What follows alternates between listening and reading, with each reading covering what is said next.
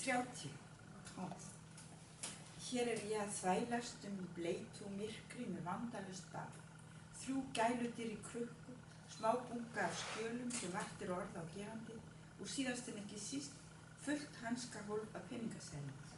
Vandkvæðalaust allt saman. Síminn var vísvitandi skilinn eftir. Helsta sambandið við nánasta umhverfi í bili í gegnum veðurfræðinginn í útvarpinu sem segir lagðar niður leggjast af fullum þunga ofan á aðra lagðar niður. Hver ég er sammála því hvar ég og með hverjum ég. Sem stendur ég á kafi því að njóta þverrandi birtu, treyna mér stuttan daginn á meðan sefur ferðafélagi minn með höfuðið út á hlið innan í lambhúshettunni aftur í. Hér þarf eingöngu að taka ákvörðun það hvort og þó hvar skuli stansa. Fyrir má nú vera strjálbýli við þjóðveg nr. 1. Hvar fólkið sem byggir þessa eyju? Eini félagsskapurinn fyrir utan drengin og byssumenn afgreiðslufólkið í söluskólanum sem varða veginn, konan sem flytur veðurlýsingarnar og á þessari stundu flauelsmjúkur röddir hjá umsjónarmanni síðdegis menningarþáttarins sem lætur orðin flæða með stefnbundnum endurtekningum án þess að nota punkta. Ce qui veut dire... Bon, j'espère que vous avez bien retenu l'islandais, hein, parce que c'est ça, si vous êtes prêts pour votre prochain voyage. J'ai dit Suède parce que j'ai un peu d'avance, parce qu'à Hermanville, il y a aussi, dans le cadre des Boréales, une auteure, mais suédoise, qui va venir, Maria Amesta. Donc, je m'excuse, Steinio. Donc voici la traduction. La langue est pas plus un petit peu. Me voilà en vadrouille dans le noir et la pluie avec un enfant qui ne met rien, 3 animaux de compagnie dans un bocal, un petit tas de documents qui ne valent pas d'être mentionnés et last but not least, une boîte à gants bourrée de billets de banque. Tout bête. Le portable délibérément oublié à la maison, le lien principal avec mon proche environnement passe pour l'instant par la météo de la radio qui annonce que le centre de la dépression pèse de tout son poids sur le milieu d'une autre dépression. Qui je suis est indissociablement lié à où je suis et avec qui je suis. Pour le moment, je suis tout occupé à jouir de la clarté déclinante, à faire durer le jour trop court pendant que mon compagnon de voyage sommeille, la tête penchée de côté dans sa cagoule. Désormais, il s'agit seulement de décider si l'on s'arrêtera ou non, et si oui, où. Parlez-moi d'habitats dispersés, le nom de la Nationale 1. Où sont donc les habitants de cette île? La seule compagnie, en dehors du petit et des chasseurs, est le personnel de service dans les stations qui jalonnent la route, la femme qui présente les bulletins météo à la radio, et en ce moment même, la voix de velours du responsable de l'émission culturelle qui laisse les mots se déverser comme dans une ritournelle sans ponctuation. Un grand panneau publicitaire pour Pepsi illumine soudain l'obscurité. À 5 semaines de Noël, les guirlandes lumineuses sont déjà accrochées au-dessus de la pompe à essence. Nous sommes les seuls clients et une jeune fille maigre, à l'air fatiguée, avec de grands yeux et une queue de cheval décolorée, surgit en courant de la maison d'à côté pour servir l'essence. Je présume que c'est son frère, un peu plus jeune, qui arrive dans son sillage, marchant à pas lents, comme s'il traversait le courant d'une rivière, boutonneux, le bonnet de laine descendu sur les yeux, les paupières gonflées comme au sortir d'un long été de sommeil. Il prend le relais de sa sœur à la pompe. L'essence, c'est sa partie. Elle nous dit qu'il y a eu un peu de passage ce week-end, que les saucisses de dimanche sont malheureusement finies et que la machine à glace est hors service pendant l'hiver.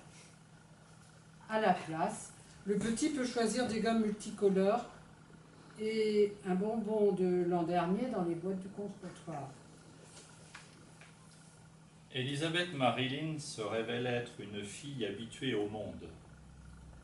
Selon ses dires, elle a été 2e au concours de beauté du dernier bal, Elle aime les bons livres et les soirées où il y a mieux à boire que du torboyau. Pour l'heure, elle se trouve enceinte et n'a pas encore décidé si elle va garder l'enfant ou participer à d'autres concours de beauté. On lui a proposé de concourir au Golden Blonde of the World, exclusivement réservé aux blondes, car il s'est avéré que les jurys ont tendance à manifester une certaine partialité en faveur des brunes, toujours mieux placées, comme récemment les Miss Inde ou Miss Brésil, ce qui est professionnellement immoral compte tenu du fait que les membres des mêmes jurys auraient à maintes reprises laissé entendre le contraire dans des entreprises en tête-à-tête avec des concurrentes blondes lors des sessions préliminaires. J'achète pour le petit un pull en laine avec une capuche, ainsi qu'un puzzle représentant 2 macareux se frottant le bec, et pour moi un petit souvenir en bois. Une église grande comme la paume, sculptée et peinte à la main, due à l'habileté du cousin fermier. Je la dresse au milieu du tableau de bord.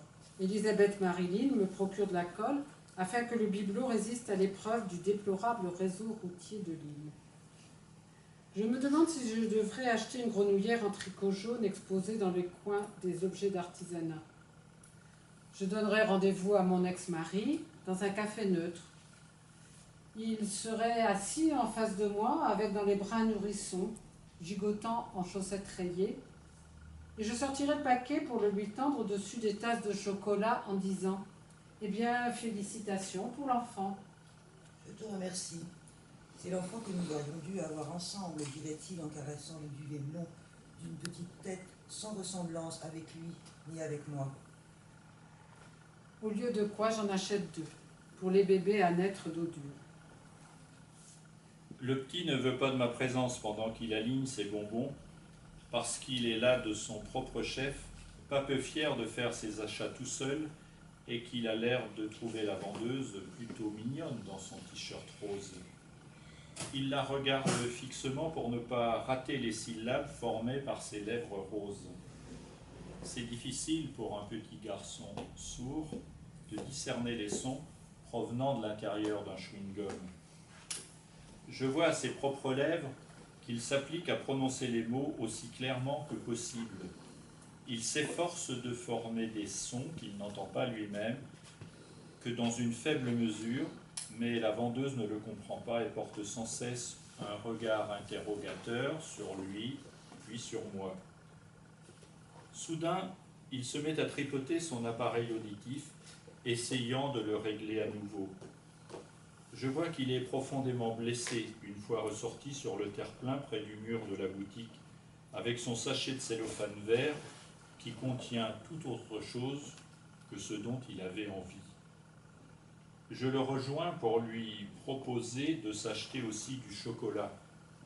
Il n'arrive pas à choisir entre les 3 sortes disposées sous le comptoir vitré. Il ne parvient plus à se décider après avoir été désorienté une fois. Son équilibre en a souffert et il craint de commettre un impair lourd de conséquences. Je les achète donc toutes les 3 les barres de chocolat. Ce n'est pas plus compliqué que ça de faire plaisir à un enfant. Au moment de partir, le propriétaire des lieux et père d'Elisabeth Marilyn apparaît sur le terre-plein et vient confirmer les points essentiels du récit de la jeune fille au sujet de la 2e place du concours de beauté et de la grossesse. Ce qui explique que la pauvre soit patraque, elle a du mal à supporter l'odeur de la pompe à essence. Une fois, elle a même carrément vomi sur une famille de 4 personnes, qui bien sûr se tenaient au chaud dans la voiture.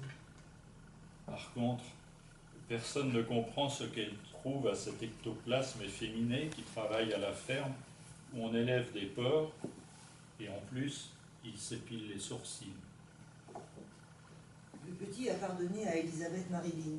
Je crois qu'il en est amoureux. Il court en rond, mimant un oiseau de grande envergure en guise d'adieu. Une fois remonté dans la voiture, il mange une boule de gomme tirée du sachet qu'il met ensuite de côté et qu'il ne touchera plus. 4 semaines plus tard, Les barres de chocolat seront toujours dans la boîte où il garde sa collection de coquillages.